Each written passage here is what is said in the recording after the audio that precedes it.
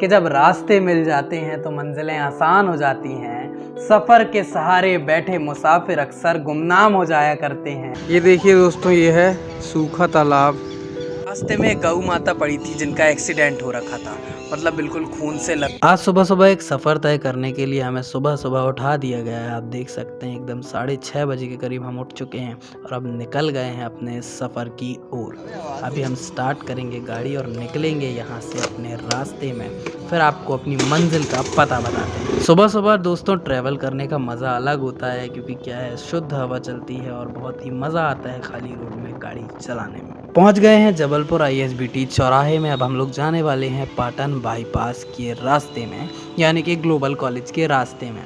दोस्तों वहां से हमें जाना है लक्ष्मीबाई साहू कॉलेज में, और क्यों जाना है ये हम आपको आगे बताएंगे। तो 15-18 किलोमीटर चलने के बाद फाइनली आया है लक्ष्मीबाई साहू कॉलेज। तो दोस्तों जबलपुर पाटन बाईपास के आगे एक तालाब था जिसका नाम था सूखा तालाब। ये सूखा इलाके में पड़ता है और ये हमारे कॉलेज के रास्ते में ही था, लक्ष्मीबाई साहू कॉलेज के रास्ते में।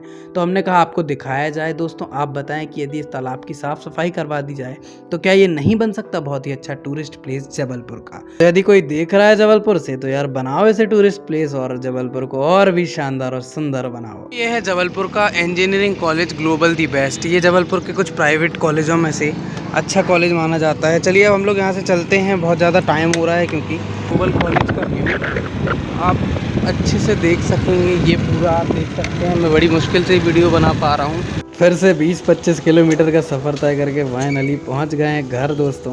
अब जाते हैं अंदर, आपके लिए नए सेगमेंट की प्रिपरेशन करते हैं, फिर स्टडी भी करना है, बहुत सारे काम है। तो मिलते हैं अंदर। दोस्तों मैं अब घर पहुँच चुका हूँ और अब पीऊँगा चाय वगैरह, क्योंकि उठते ही साथ ही मैं डायरेक्ट कॉलेज चला गया था।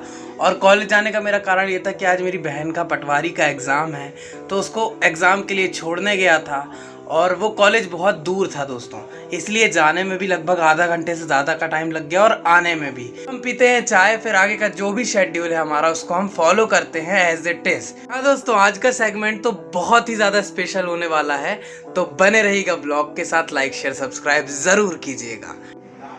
चलो आज करते हैं चाय गरम। तो चलो दोस्तों पीते हैं आज की चाय, फिर आपको मिलते हैं।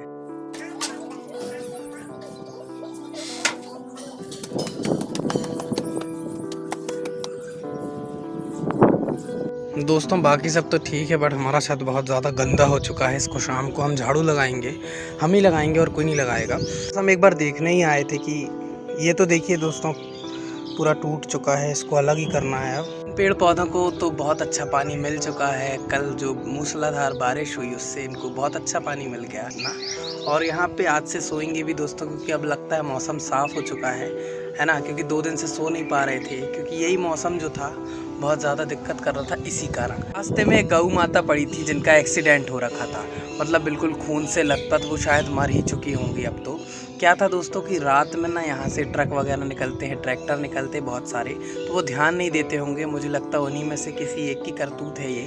तो थोड़ा सा जो ड्राइव है वो संभल के कीजिए दोस्तों। यदि आप मेरा वीडियो देख रहे हैं तो बस ड्राइव सेफली। और इन जानवरों का कोई होता नहीं है, क्योंकि इलाज के लिए भी कौन ले जाएगा, सब लावारिस होते हैं, तो उनके लिए थोड़ा सा ध्यान रखिए और ड्राइव सेफली थोड़ा सा।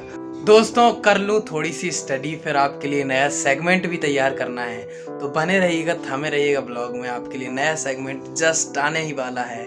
तो जाता हूँ अब मैं स्टडी करना है। Do like share and subscribe. महाकवि हरिवंश राय बच्चन जी की पंक्तियां प्रेरणा देती हैं पढ़ाई में कि जब तक न सफल हो जाओ तुम, नींद चैन को त्यागो तुम, अरे संघर्षों का मैदान छोड़कर कभी मत भागो तुम, आखिर तुम्हारी मेहनत कभी बेकार नहीं होगी, अरे कोशिश करने वालों की कभी हार नहीं होती, कभी हार नहीं होती। लाइक तो कर दो यारों।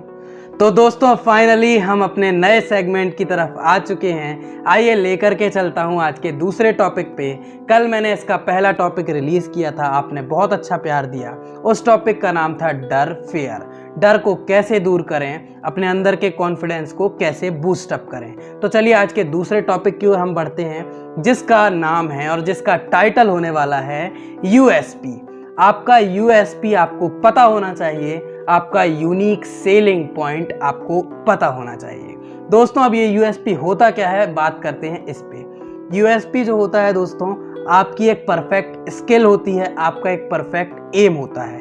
यदि आपने ज़िंदगी में कोई भी यूएसपी नहीं बना के रखा है तो आपको ज़रूरत है कि आप यूएसपी को क्रिएट करें, यूएसपी को फाइंड करें। चलिए यूएसपी को एक शायरी से रिलेट करते हैं, बताइएगा आपको पसंद आई या नहीं, आप रिलेट कर पा रहे हैं या नहीं। कि मैं अलग हूँ वो कहता है अक्सर, मैं अलग हूँ वो कहता है अक्सर, अरे उसमें क्या अलग है वो क्यों अलग है वो ये बता नहीं पाता। मैं अलग हूँ वो कहता है अक्सर मुझसे, अरे उसमें क्या अलग है वो क्यों अलग है वो मुझे बता नहीं पाता। और उसमें हौसलों की चिंगारी हो या हो हुनर का दावानल, अरे क्या फ़ायदा अगर वो मुझे ढंग से बता नहीं पाता, वो मुझे ढंग से बता नहीं पाता। दोस्तों इसका मतलब यही है कि आप यदि यूनिक हैं तो आप में क्या यूनिक है आपको ये पता होना चाहिए। आप क्यों यूनिक हैं आपको ये पता होना चाहिए। और आपकी एक स्किल जिसमें आप परफेक्ट हैं उसको फाइंड करना बहुत ज़रूरी है, तभी आप कामयाब होंगे, आप सफल होंगे, वरना आप एक एवरेज मैन बन के रह जाएंगे। अब बात आती है दोस्तों कि आप यूएसपी को अपने फाइंड कैसे कर सकते हैं।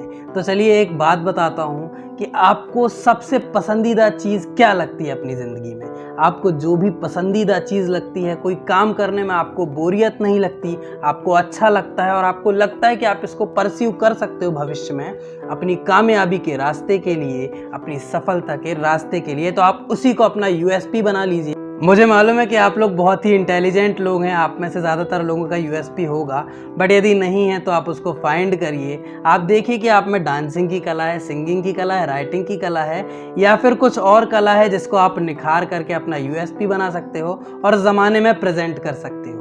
क्योंकि क्या है, कोई एक स्किल, कोई एक आर्ट यदि आपने डेवलप कर लिया, कोई स्किल यदि आपने डेवलप कर ली तो आप उससे इतना पैसा कमा सकते हो जितना आपने कभी सोचा भी नहीं होगा, है ना। तो पैसे के पीछे मत भागिए, स्किल के पीछे भागिए, अपना डेवलपमेंट कीजिए, अपने माइंड की ग्रोथ कीजिए। अब दोस्तों इसमें सबसे मेन प्रॉब्लम यह आ जाती है कि आधे से ज़्यादा यूथ हमारे इंडिया का क्या करता है, कॉपी करता है। उसका दोस्त कोई काम कर रहा है, उसका दोस्त आईएएस की प्रिपरेशन कर रहा है तो उसको देख के वो कॉपी कर लेता है और वही वो अपना यूएसपी बना लेता है। और कोई डांसर बन रहा है तो उसका दोस्त बनने लगता है, कोचिंग जाने लगता है डांस की, और सिंगर बन रहा है तो उसका दोस्त बनने लगता है। तो कहने का मतलब ये है कि आप अपने दोस्तों को देख करके, आप अपनी सराउंडिंग्स को देख करके अपना यूएसपी क्रिएट मत कीजिए। यदि आपको वाकई में लगता है कि आपको ये चीज़ करनी चाहिए, आप उसमें परफेक्ट हो, तभी आप उसको करें। नहीं तो दोस्तों ऐसे बहुत सारे लोग पड़े हैं दिल्ली के मुखर्जी नगर में और राजेंद्र नगर में जो लगभग 8-8, 10-10 साल से तैयारी कर रहे हैं पर उनका यूपीएससी क्लियर नहीं हो पाया है। तो मेन पॉइंट ये नोट कीजिए कि जो आपको अपना यूएसपी बनाना है वो अपनी काबिलियत के हिसाब से बनाना है, अपनी स्किल के हिसाब से बनाना है, ना कि दूसरों को कॉपी करके दूसरों की देखा देखी में। वैसे यूएसपी फाइंड करना जैसे लग रहा है ना बहुत छोटी बात है, कोई छोटी बात नहीं है। लोगों की उम्रें निकल जाती हैं दोस्तों। तो उसी पे एक शायरी लिखी है कि आधी उम्र गुजर गई अपने हुनर को जानने में, आधी उम्र गुजर गई अपने हुनर को जानने में, अरे यार आधी ही तो गुजरी है, पूरी तो नहीं। तो दोस्तों कहने का मतलब यह है कि जितनी उम्र निकल गई, जो हो गया, पुरानी बातों को भूल करके आप नए सिरे से शुरुआत कीजिए और आप देखिए कि भविष्य में आप क्या कर सकते हैं, क्या प्लान्स बना सकते हैं जिससे आप सफल हो सकें, सक्सेसफुल हो सकें। तो दोस्तों आप लोग ये तो जानना ज़रूर चाहेंगे कि मेरा यूएसपी क्या है, मैं जो इतनी यूएसपी की बात कर रहा हूँ, मेरा क्या खुद का क्या यूनिक सेलिंग पॉइंट है।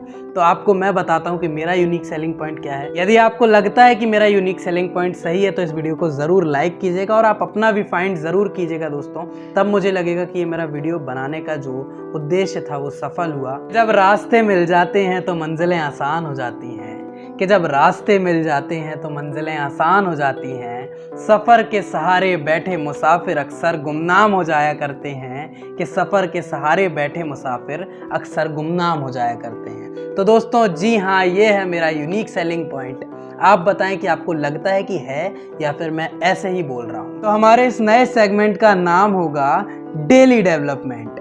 तो दोस्तों इस नए सेगमेंट को आप अपना प्यार दीजिए, do like share and subscribe, follow करें दे एफबी और इंस्टा पर देख रहे हो, क्योंकि आपका ये डेवलपमेंट करेगा रोज़ाना तौर पे और आप इसको देखेंगे तो आप वाकई में महसूस करेंगे कि आप में कुछ बदलाव आ रहे हैं, पॉजिटिव चेंजेस आ रहे हैं। सारा रूम फैला दिया है दोस्तों, आप देख सकते हैं, हमें एडिट भी करना है। चलिए अपनी एडिटिंग वगैरह निपटाते हैं, फिर आपसे मिलते हैं आगे। के साथ ही साथ चल रहा है हमारा एवरग्रीन TMKOC दोस्तों आप देखिए, आज मैं इस चैप्टर का रिवीजन करने वाला हूँ, यानी कि पृथ्वी के प्रमुख परिमंडल का। हम इसको रिवाइज करते हैं, फिर चलते हैं आगे की दिनचर्या पे। आप बने रहें ब्लॉग के साथ। तो आज दोस्तों खाने में बनाया, आप देख सकते हैं, लौकी की सब्जी, दाल चावल और रोटी, और मैंने प्याज और नमकीन थोड़ा सा एक्स्ट्रा ले लिया है। तो दोस्तों आज हम लोग पढ़ने वाले हैं 8th की एनसीईआरटी का पहला चैप्टर, यानी कि संसाधन। कि आज 8th क्लास की एनसीईआरटी पढ़ते पढ़ते एक शायरी दिमाग में आई कि बचपन में तो अनजान थे खिलौना मानते थे इन किताबों को, बचपन में तो अनजान थे खिलौना मानते थे इन किताबों को, क्या पता था जिंदगी का नूर इनमें ही तो है, क्या पता था जिंदगी का नूर इनमें ही तो है। तो दोस्तों पढ़ते रहिए और पढ़ाते रहिए, क्योंकि पढ़ना ही जिंदगी है और अपने सपनों के लिए लड़ना ही जिंदगी है।